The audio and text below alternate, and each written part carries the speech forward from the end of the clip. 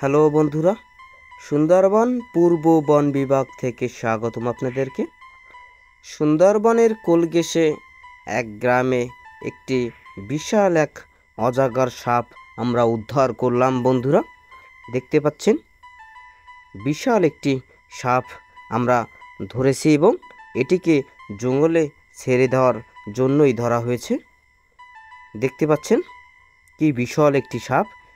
এই সাপটি গ্রামে এসে লোকেদের পালিত হাঁস মুরগি ছাগল এগুলো খেয়ে থাকেন এই অজগর সাপগুলো, এবং একটি বিশাল একটি মুরগি খেয়েছেন একটু আগেই বন্ধুরা।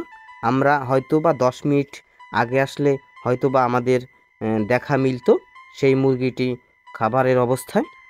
দেখতে পাচ্ছেন বন্ধুরা কি চমৎকার, কি বিশাল একটি সাপ, দেখতেও কি ভয়ানক লাগে।